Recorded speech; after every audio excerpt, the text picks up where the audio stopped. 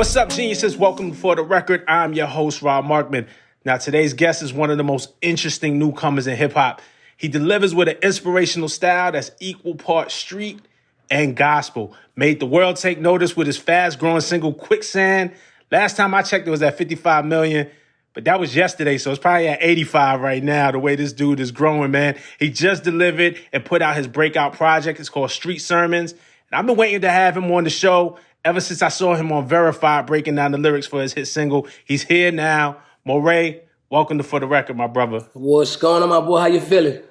I'm feeling great, man. You know, this is what I live for. I live to kind of have these musical conversations with people who I enjoy listening to their music. And, you know, you kind of being so new and just like jumping on the scene and breaking out. Like the first time I seen Quicksand, I'm like, I don't know, it just felt like I was seeing you and who you were. And it just made me interested to hear more and learn more. Because you kind of came out of nowhere with that record, man. What were you doing before Quicksand? What led up to it? Now, before Quicksand, I had regular jobs. Like, you know what I mean? I tried to make the fast money, but that shit wasn't for me. You feel me? Like, no cap, I smoked more than I sold, so it never worked out that way. I had to use my check for the re-up. So before that, I was just trying to make songs that I thought was going to be hits, that I thought was going to sound like this person because they already out and got songs, got hits. So I really started to understand that I need to be myself. And my wife really helped me understand, like, nigga, write a song that you know you can be proud of, something that you can listen to in the car for the next couple of years and know that you did your best. And Quicksand came out of nowhere. I didn't expect for it to be what it is, but thank God it is, you feel me? That's crazy. That's interesting, man, because, you know, you talk about writing what you think the audience wants to hear versus your real life. You know what I'm saying? Who were you trying to sound like before? What was it that you were chasing? Like, what was in your music prior to that just wasn't connected? It was the generic songs about bitches, cars, clothes, jewelry, all this shit that I couldn't afford and didn't have. So, like, everything that I was writing was, like, either trying to be like Chris Brown or trying to be like a Drake or trying to be like somebody who I know is already popping, you feel me? It's easier to imitate, but it's hard to find out who you are. So I had to do some searching. No bullshit. Did your writing process change? Because I'm interested in the process, too, of, like, writing a song or coming up with a song. Did it become, once you make that shift, does it become easier to write songs or? Songwriting, I'm not trying to be like, it's not hard for me to write a song, but I don't think about it as like trying to write a hit or trying to write. I think about it as me getting my feelings out. I use my music like my therapy, you feel me? And I feel like as long as I'm putting my real self, it's going to be an okay song. I'm expecting for it to be an okay song. So when it does better, you feel me? It's crazy. Because I'm just giving you my all. I'm giving you who I am, who I really want to become, and it's being receptive the perfect way. So I'm just going to keep doing the same vibe, keep being me, keep being real, keep smiling, keep being happy. Fuck it.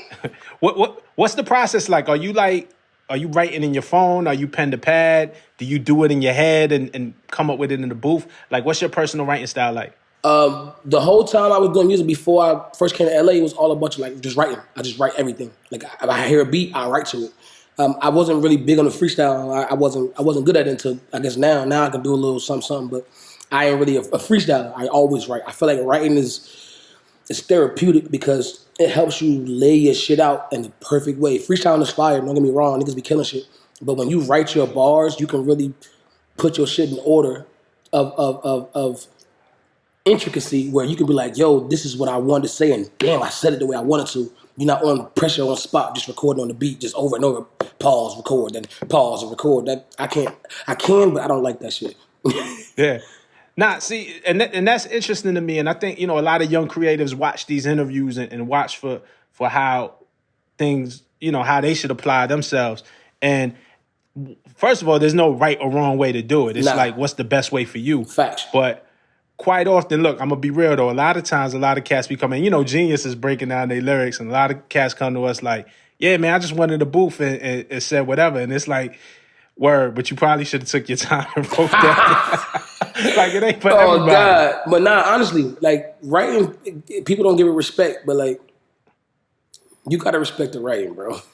Got to. Nah, for sure. But and then it goes back to that thing. As certain artists, I think it's important for you to say that, like, yo, I was writing what I thought I was supposed to write versus who I really was. Because I think a lot of artists go through that. And I think when you really, and success is really finding yourself and getting that success on your own terms rather than, because you might have caught a hit the other way, but then you be on stage every night singing a song that maybe just didn't connect to you the same way. I have to imagine this is way more fulfilling. Yeah, honestly, every song that I'm making right now is, like I said, is me getting my emotions out. Like, you know, growing up, I bottled a lot of shit up. You feel me? So a lot of these songs where I'm telling people my story is something that I've never told other people. You feel me? So it's nerve wracking, and it feels amazing to give people my story because now it's finally being told. You feel me? So it's a weird feeling though. Like I get butterflies every time my song come on the radio because I'm like, damn, these niggas might know about me. Nah, that's real, man. I wanted to shout out Mo Shalizi. As you should, my boy. And Kazzy Brown, man, because they both hit me up. They emailed me, right? And was like, yo, check this out. You think you could show love on IG? You just check it out. And when I saw it, and they were asking for us to post on IG, and I said, nah, this need to be a verified. Like, it was before it crossed 1 million. It wasn't at 1 million yet, but you could see where it was going. There was no question this was out of here. But even the way that I connected to it, like, it just seemed so authentic. First of all, lyrics is fire. The story in Quicksand is fire. The LRG shirt did it for me because I had to, because you were so confident. And I said, yo, is LRG back? Are we bringing LRG back? People asked me that. I thought I was fly. Like, no bullshit. Like, I'm gonna keep it 100. Like, I bought the shirt, the shorts, the sneakers because I thought it was fire. Like, you feel me? But it was like the way, the confidence that you projected in that video. Look, I'm gonna be honest, like, and I'm not the most fashionable guy, so take this with a grain of salt. But LRG was something that I remember rocking heavy, you know, back in the day, like that was the joint. And I hadn't rocked it in a long time, and I hadn't seen nobody rock it in a long time, really the way you did. And when I seen that, I had to check myself. I said, oh, shit, is LRG coming back? Because I was going to go to the box in the attic and just pull out all my own shit. Oh, God. You know it's still crispy. You feel me? You know it's still clean. Oh, God. So, I thought that was dope, man. But shout out to Mo. So how'd you link up with Mo? Like, how did that whole thing come about? It came from my director. My nigga Jackson North, the nigga that shot Quicksand. He had hit me in my DM. Like, I was on Wi-Fi, my phone was off. I ain't had no job. It was down bad, no bullshit. He was like, "Yo, this dude hit me up saying he fuck with your song. He seen the video. He want to talk about signing you." And I'm like, I don't even know that that's real. You feel me? Like, who is this motherfucker? I don't know who this is. So I was like, "Yo, send his number to my wife, and then we'll FaceTime and see what's going on because her phone was on." So we FaceTime him and shit. And he just like, "Yo, bro, I fuck with you that going on. I believe in you, and I believe like I could push it. You feel me? But I'm gonna let you know if you're trying to get hella rich right now, ain't gonna happen because we don't know what the fuck the song gonna do." He said, "But I really want to get behind you and push it as far as I can. If you're willing to work your hardest, I'm willing to work behind you." And it's coming to fruition. Like, real shit, I fuck with, boy. He really been pushing the shit out of me, and I'm gonna keep on going. That's hard, man. That's dope. And so now Pick 6 is the label through Interscope. So Street Sermons is out, and it's through Pick 6.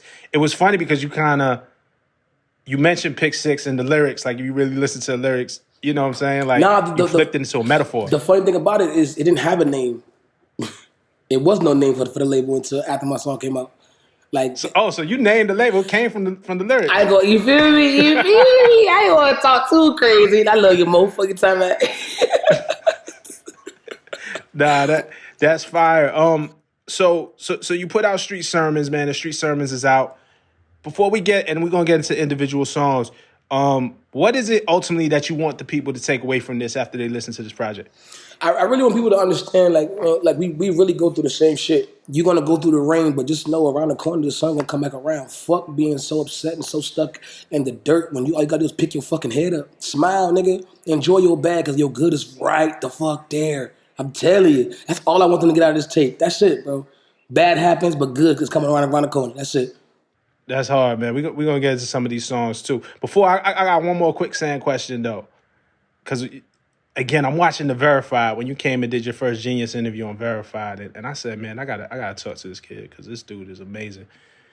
The part where you talk about fighting the chick's boyfriend and then slumping her other man, like, You had 2 fights in the day. I want to know where the footage at. Did this end up on World Star? I kind of feel like this is a It World should have Star been, moment. but nah, it wasn't on World. It was like on some like just chilling type shit. And Bull pulled up on some Fort Bull. He called his man pull up that I thought was my nigga. I'm like trying to talk to him like, yo, Bull on some nut shit. I had to, I mean, Bull like, fuck out of here. Like, all right, nigga, you can get to work too. Fuck you talking about? We both can shake. I don't even give a fuck. Like, at the end of the day, you always try because you was my homie. I was like, yo, bro, your nigga was wild, so I had to, I mean, you got upset because your man couldn't handle himself, so now I got to handle you. That's weird. Like, if we all niggas fight. I fight with my homies, but at the end of the day, we still homies, nigga. You feel me? You supposed to be able to fight and get over that shit. If not, you ain't my motherfucking nigga. I'm not gonna agree with everything you say. I'm not gonna agree with everything you do, and that's how relationships and friendships work. It's give and take. So he gave me attitude, so he had to take ass with me. That's it. That's what come with it. So a song like Switched Up, right, is another song that stood out on the project for me because it is a song about betrayal. You know, you ain't my dog, you ain't my blood, you ain't my brother. You let them talk about me, you ain't said nothing. Is the Switched Up situation, is that one of those things that you could bounce back from, or is that a severed friendship forever? It always depends on the switch up. You feel me? Like if you my homie and you had to switch up to level up and I meet you, all right, cool. Like, yo, bro, I feel like y'all niggas doing it this way. I can't stay here because y'all not doing what y'all probably doing. I'ma switch to my own lane, do my shit and get better. That's a different switch up. But if you snake me, go behind my back, do some fuck shit, talk about me, try to, you feel me? Ain't no coming back for that nigga because ain't no telling you gonna do that shit again. If I forgive your ass, you'll come back and do the same shit because now you know a better way to get me. I don't got time for that. You got one time to fuck me, won't be twice. On God. With the success that you've had, and I think you're still experiencing. So I'm imagining when you write this, you're writing this before the takeoff. Like this is like, but I don't know what the timeline is. But how much of that are you experiencing, the switch up, the friends that you thought were your friends, but maybe aren't really your friends, the people who don't understand that your reality is changing. Maybe you can't kick it no more like you used to because you're busy working to better your life. Like how much of that are you experiencing now? I mean, a lot of the not being able to be around a lot. Like my circle that I have now is legit, and I appreciate everybody in my team, whether it be Pick Six, Interscope, EBF, everybody I fuck with in my circle is solid. But when it comes to the time, you can't spend as much time. You know, of course, certain people start feeling like you ain't fucking with them no more because you're always busy. But it's all about a conversation. I feel like everything in the situation, like with that kind of switch up, like I said, I'm leveling up. I gotta move. It may seem like I'm switching up, but now I'm just doing better. You feel me? But you always come back and be like, yo, bro, it's always a fucking discussion. You can always solve that shit. In the video, and there's another thing, it's like the little differences, right? And you don't see this every day, especially with rappers, especially in hip hop, because our ego plays so much into it. We don't ever want to get played. We don't want to see nobody else see us getting played. But in the video, you get robbed at gunpoint in the video and don't get any revenge. You don't get any get back. It's just like, all right, you got it. Most rappers wouldn't swallow their pride to tell that story. What was it that made you comfortable with that? And was that scene based off of something real? Honestly, I'm comfortable with it because that's life. Every situation you don't get revenge. Every situation you don't get to get back. Every situation don't happen the way you want it to happen. In that situation, I took my L. What I'm gonna do? Fight a nigga with a gun in my face? Be smart. If you want to get a nigga back, be smart. You don't go everywhere telling niggas you want to get him back. You be quiet and do your motherfucking shit in silence. You will do better by yourself because niggas who with you is not with you because they get 55 years of life. They telling. You feel me? So at the end of the day, a lot of this shit, when you see me have the gun in my face and me slap the gun out his hand, is letting niggas know I'm not worried about that shit. What you took from me now, I'm gonna get back later. But they ain't gotta be fucking broadcasters now all over the place. I think that's what we need to stop doing. If you a gangster and you feel like you got smoke with a nigga, keep it off the internet. You feel me? Call the nigga like, hey bro, pull up. If it's like that, if it's up, it's up. Fight me. What's up?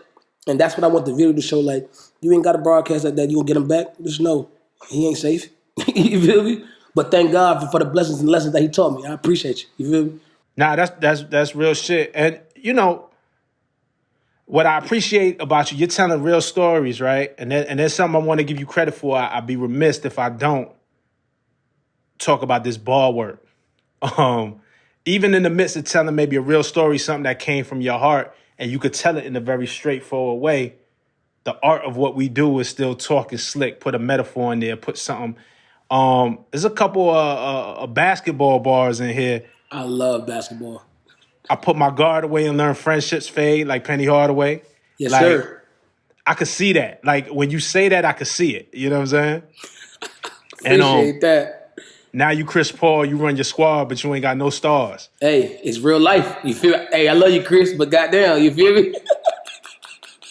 It's real life. That's how it be when a nigga really think he on, and he see you leveling up. He try to start his own shit. That's how it be. You damn right. You the star of bullshit. You feel me? You the star of bullshit.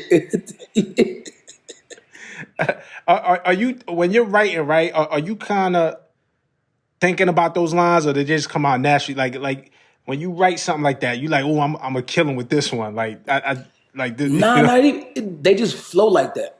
I'm not even gonna lie to you. It be in the middle of writing. I'm like, oh shit, I'm gonna keep that, and I just write that shit.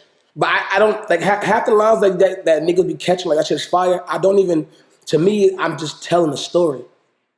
Like for real. Like I wish I had a process to break shit down. Like I do it this way, this way.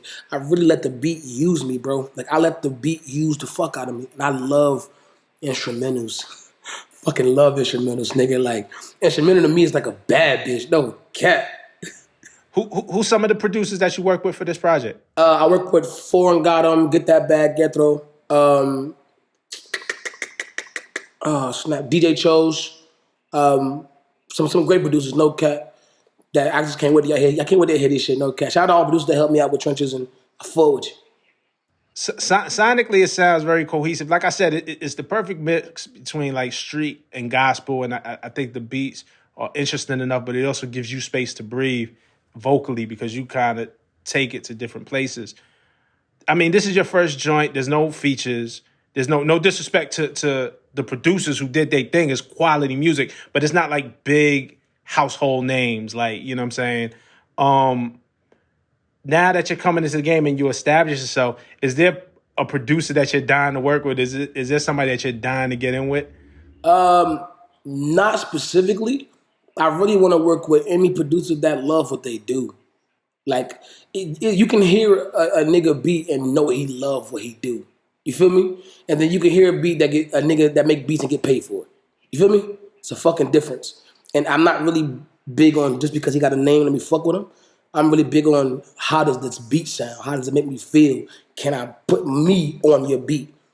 I'm gonna put this out there, and whether it happens this year, next year, 5 years, 10 years, I'm gonna pull this clip back up because it's just something that I hear, and maybe it's your energy, maybe it's the way that you are, happy that you're able to be in the moment. I want to hear you and Pharrell.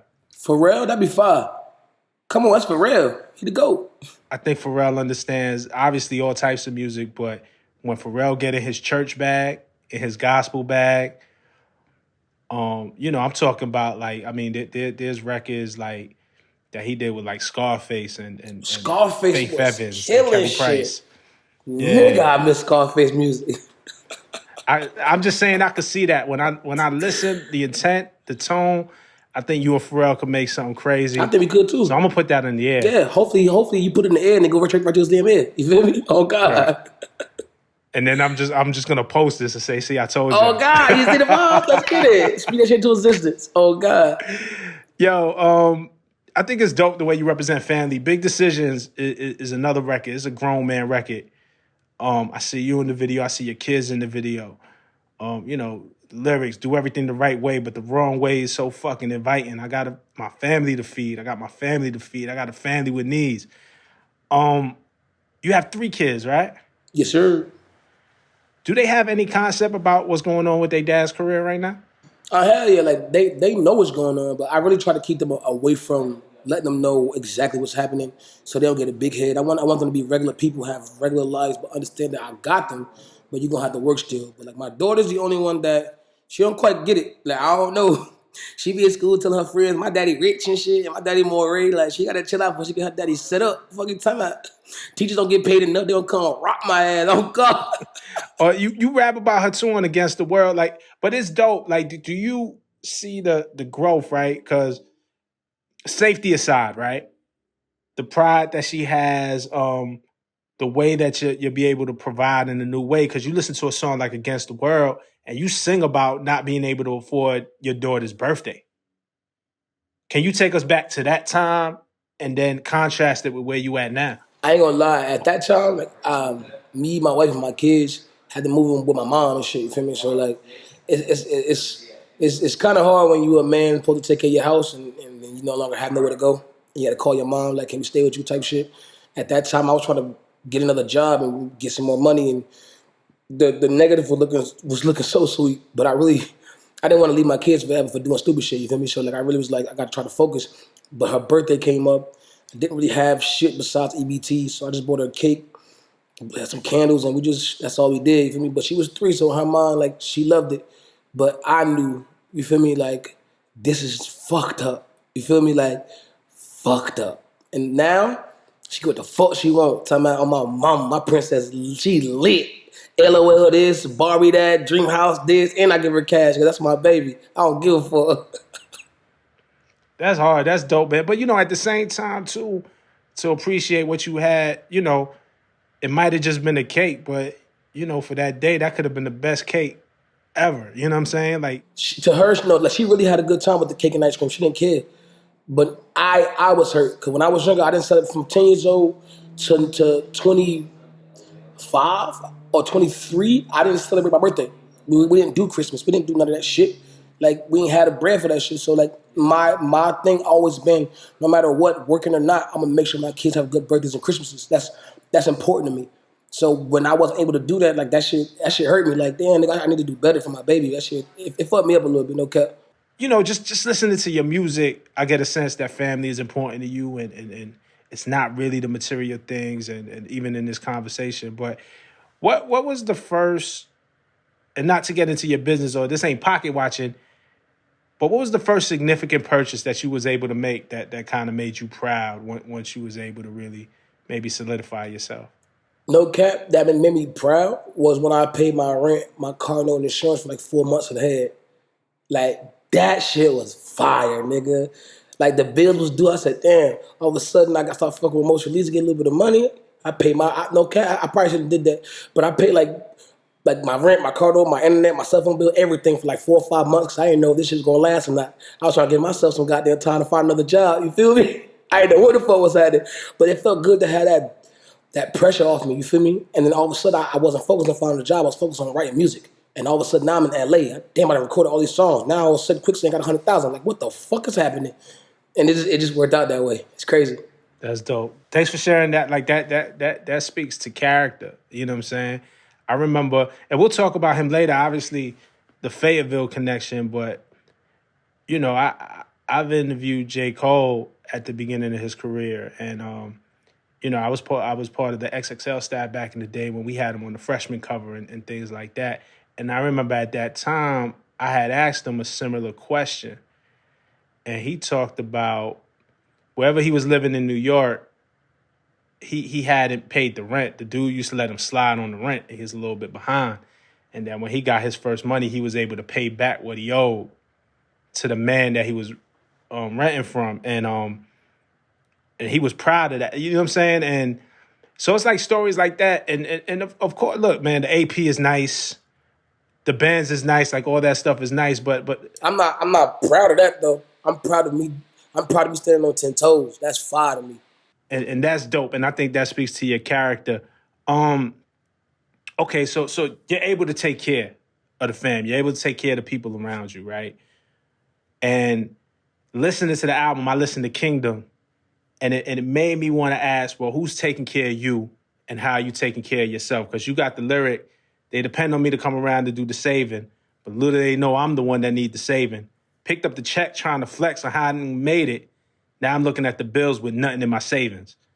And besides the wordplay is fire, you know what I'm saying? The way you just use saving 3 different times, like the wordplay, the writing is fire. But it really made me say, okay, well, who's taking care of Morray and how are you taking care of yourself in the midst of providing for everybody else? Honestly, I think being a man, you really bottle a lot of shit up, and I've gotten good at it now. So, and I think I have to like get bad at it again so I can start really letting other people in. I think my music is the only people I talk to besides my wife. And but I be feeling like I don't want to put like all that on her either because when you unload so much on your significant other, they got to do with their shit and your shit. You know what I mean? So I like niggas around me, my people to feel comfortable. So I don't mind, you know what I mean, holding my shit back and letting them niggas put it on me. You feel me? Because I feel like I'm finally smiling and can't nothing take my smile. So fuck it. If I gotta you bottle it up a little bit more, y'all get more songs, but it'll be alright. You feel me? Just make sure in the midst of that, man, that you do take care of yourself and you retain that happiness because, that stress becomes a lot. You know what I'm saying? And especially, and I don't know you and I don't know, you know what I'm saying? But it seems like you got a good team around you, especially if your people knew they jumped to support you if they knew if you was going through something. You know what I'm saying? Like, and I say all that to say again, bro, like I meant that shit in the intro, like, I think you're an exciting new artist. I want to interview you next year and the year after that and 5 years from now and 10 years from now. So we talking about longevity, you know what I mean? So, just make sure you stick around, man. Don't let this thing stress you out, man. God, but I do want to say, everybody on my team though that has been asking me if I'm okay. I may not spill a bean or let everybody know how I feel, but thank y'all for asking and checking on me. I appreciate y'all niggas, real shit. Nah, that's real. We're gonna get into it a little bit because this next question and this next line of questioning, I have strong opinions about this.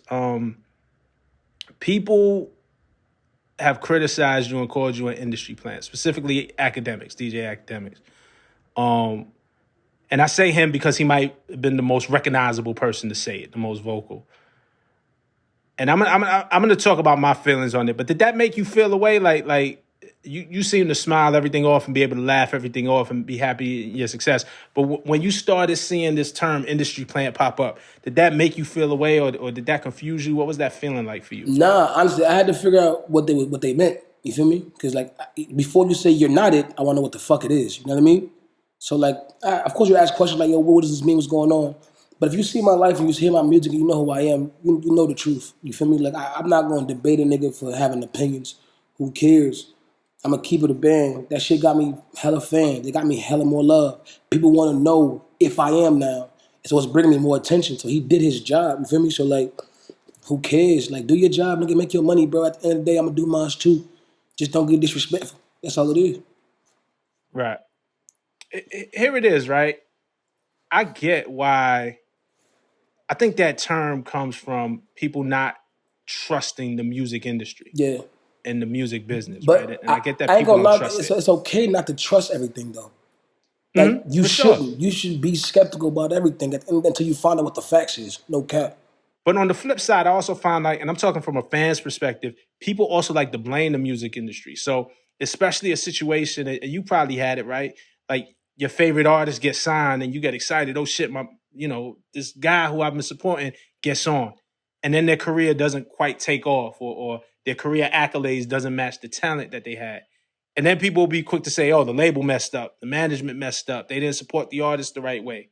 And people complain in that situation. And so for me too, I'm like, well, what's wrong with label or industry people that find talent and throw all their support behind them? Also, like it's the flip side of that because you could be talented and nobody would have been willing to help you. And then you just be a talented guy that maybe a few people knew about as opposed to somebody pouring gasoline on the fire you already had. So I always tell fans, you can't quite have it both ways either. Like, you know what I mean? Like, and that's my take on it, man. And I seen you and obviously you're with some powerful people and you got a team that cares and is pushing you. But it's also clear, at least to me, that you got talent. Yeah, I ain't gonna lie to you. I think because Pick Six fuck with me first, you feel me? At the end of the day, I love Interscope. The niggas is lit. But I built a family relationship with Pick Six. So it's beyond music, you know what I mean? So when you can really call your management and have a real nigga conversation, like they tell you wrong, you tell them they wrong, and then you bring another big brother in that's willing to do the same thing, it's gonna work. You feel me? Like it's gonna work. Honesty, like I get that from both parties. So bro, I feel protected in this industry because I got motherfuckers that really care about me because I'm being myself. Like people tell me like I fuck with you because you. Bro, that's the best compliment you can get. You don't fuck with me because of the AP. You don't fuck with me because I'm doing this. You fuck with me just because I'm me. Thank you. Like that shit is hard. Real shit. Yeah, and I think, and that's why I was so excited to do this interview. I think, again, for the young up and coming artists who are watching this, like I want them to look at you and be an example that, you know what happens? Sometimes I get artists that come and they'll tell me off the camera after the interview is done, you know, their music might sound one way, and then they'll come to me because I'm a rap guy. Like I really just like bars, and they'll come, nah, but I could really rap. I do this other shit because that's what the fans want to hear, but I could really rap. And that shit is always sad to me because I'm just like, yo, just do what you want to do. You shouldn't feel forced to do something. So that's why this conversation was so important for me to have, and I was excited to have it because I want young artists to see that you can make it being yourself. Like being yourself is enough. We ain't talking about Fayetteville, you know, where you kind of came up at, where you made your bones at. And I know that you moved around a lot, but Fayetteville is where you really kind of planted your roots. Yep. It's an interesting place. Obviously, we have J. Cole who comes from there and put it on the map. I know the Army base, the armed services kind of makes it a very unique place too, and where a lot of people come together. Now we have Morray. I'm sure there's a lot of local talent too that the rest of the world hasn't all the way heard or discovered yet. What is it about Fayetteville that you could tell us that the rest of us don't know? What I can tell you, like no cap, Fayetteville has so much fucking talent. And because we're so small and got a small airport, niggas don't fly in and take a look. You feel me? Sometimes you gotta go where you don't want to go to find out what the fuck you need. You know what I mean? There's rappers, there's singers, there's artists, there's sculptors, there's painters. There's everything in my city, and that's why I love it, because it ain't just one thing. You feel me? Like, niggas ain't out there trying to be the biggest gangsters when they already are. You feel me? Niggas ain't trying to be out there flexing. Niggas really want to live. The biggest killer will sit next to you. You have a whole conversation, and he'll talk to you on some yes sir and yes ma'am shit, and then pop your brother. Real shit. That's why I love my city, because niggas don't got to figure out about who they are. They are who they are. And that's what made me who I am. That's why I claim the city so much, because I found out who I was in the city. Niggas literally be themselves, my nigga. Like, bro, I can't express this shit enough about my city. If that nigga a dirty bum-ass nigga, he a dirty bum-ass nigga. If he a fly get money ass nigga, he a fly get money ass nigga. If he sell drugs, he sell drugs. If he beat niggas ass, he beat niggas ass. They are who they are. And I love my city for that. And I hope the niggas will never change that shit. On God. That's hard. Do you think we'll see more music stars emerge from that? Do you think? You damn right. I put it on my life. Wait for it. Oh God. My city too lit. I love my city. It's happening. Nah, it's interesting. And like obviously, you know, I mentioned Cole. You're coming out having success early on. You know, he has a head start. He cemented he is who he is. I know that he reached out. Any talk about a collab between y'all? Because I feel like I know you be down, man. Like I feel like, come on, man, Quicksand remix, man. What we doing? I ain't gonna lie to you. I can't wait to get on a song with Big Bro. No bullshit. That's gonna be fire. Two, 6 niggas on the same you feel me? That should be too far. But as far as remixing Quicksand, I don't think I would ever do that. Oh, you would leave it intact? Only because that's my baby. You feel me? Like, that's the song that made me realize who I am in music. I don't ever want to listen to it 20 years from now and hear somebody else. I want to hear this shit in 20 years and be like, Morray, this is what changed your life. When I first made the song, I was so nervous about it, but now I love this song so fucking much. And I can't wait to perform this shit till my face turn blue. I fucking love what it does, like, for my life. I can't remix that. I can't. Let me put you in a difficult situation. Let's put some pressure on you and see. Drake hits you in the DMs and say, "Listen, man, I really love this Quicksand song, man. I'll do anything to be on this remix, man." Because, you know, Drake got his ear to the street like that. Can we do it? What's up? Morray says. I love you, bro, but absolutely not. I'm a big fan. I fuck with you the long way. You helped me do my music the right way, but I can't fuck with it. I'm so sorry. Look, I respect the integrity. I respect the stance. It's not integrity. It's just real shit. I'm not going to sit here and lie. You feel me? Like, this going to be, people going to see this shit. So I'm going to keep it a band, like, so no confusion. But any other song? Hell yeah. Everything. You feel me? I feel you. I understand it. I saw an interview. I think it was the Breakfast Club interview. Shout out to my man Charlamagne. Shout out to Envy. Yee, those my peoples. You said that Drake was somebody that you looked up to coming up because he kind of gave you the confidence that, yo, I could rap and sing. Like, you didn't have to choose. Like, you could play in both arenas. When was it that you first took notice, or when was it that you first realized that? No, Cat, I remember it like it was yesterday, 2008. He had put out So Far, So Gone. And I think the first song I heard was Brand New. And I was like, yo, he's singing and rapping. This shit is crazy as shit. And then the next song I heard after that was Say What's Real. And to this day, that's my favorite song out of every song I ever heard in the world. Say What's Real is fire to me, bro. I know every fucking word because that shit hit me here. You feel me? And now that I have money now and I'm actually walking in the steps that he did when he first got started, you know what I mean? Everything is starting for me now.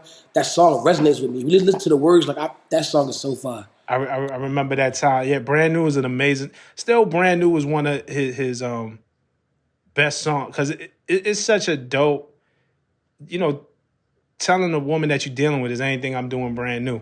Yeah, crazy. Like, are you just used to all this shit? Like, it's a wild perspective we hadn't heard, and then Say What's Real, the bars on that shit. You're right. Fact, like that whole shit was fire. Like, no cap. It's a lot of songs that he made on that album. Well, no, I'm like, I like every song on that motherfucker. Fuck it, every song on that motherfucker. That's classic. Every classic. Like that's a non-skippable. Yeah. If you skip that, you weird. Yeah. You're weird. So Far Gone is a classic. Look, I bring that up because the rapping and singing in hip hop is nothing new, right? But I think it's important that you're able to pinpoint the time when it dawned on you, when it influenced you, when it fueled who you were. You know what I'm saying? Like, somebody from my generation might have been like, oh, well, I seen Ja Rule do it, which he did. Oh, God. Or I seen Nelly do it. Which he did. Or I seen, they both bodied it. You know, if you go back to the 80s, Akon, Bismarcky, Get Well. Like, it's been a thing in hip-hop, but I think it is important to give Drake the respect because you can't help your age. You can't help the first moment when it struck you. And he influenced a lot of people to do that rapping and singing who might not have been around for a Ja Rule or a Nelly or Bone Thugs. Hell yeah. And it's interesting to me. Oh, shit, Bone Thugs. Right. Hell yeah. Nigga, what the fuck? Okay, go ahead. I'm sorry. Go ahead. But what's interesting to me, man, is there may be some kid right now who is about 7 to 8 years old, 9 years old, 10 years old, and Drake is old school. Drake might be the thing. Oh, my parents listen to Drake. And their introduction to this whole thing might be Morray. And Quicksand could be the reason that a kid right now is starting to pick up that pen and work with their voice. I never think about that shit. Damn, nigga, I never think about that. That's fine, nigga. So I say all that to as much as we got to give Drake his respect. It's exciting to me, and I hope that this can be a moment and the start of something, not just a career for you, but that can influence kids coming up. So 20 years from now, when I'm interviewing somebody with some gray in my beard, and they be like, nah, I started this shit because Morray. That's crazy. Whoever tell you that shit, call me immediately. I want to talk to them. I swear to God, I want to talk to them immediately. That's fire. Don't care. Nah, man. I say that to say this, man. I think it's an exciting time for you, and you should enjoy this moment. And I want to see you win. I want to see you grow. I look forward to speaking to you as your career progresses, man. And we could always look back on this moment and remember how we kind of look forward about what this shit can be. You know what I mean? Yes, sir. I know exactly what you mean. You feel me? Yo, Morray, man, I appreciate the talk. I appreciate you coming on the show, man. Thank you so much. Hey, bro, I appreciate you for keeping it real and keeping it 100. Like, this was a dope-ass interview. I can't wait to do one next year and then next year and the next year, right? Fuck with me. I'd like to thank y'all for watching again and again, week in and week out. Definitely hit me in the comments. Let me know for Street Sermons what your favorite song is. I'm going to be in the comments right there with you. Until next time, this is For the Record. Peace.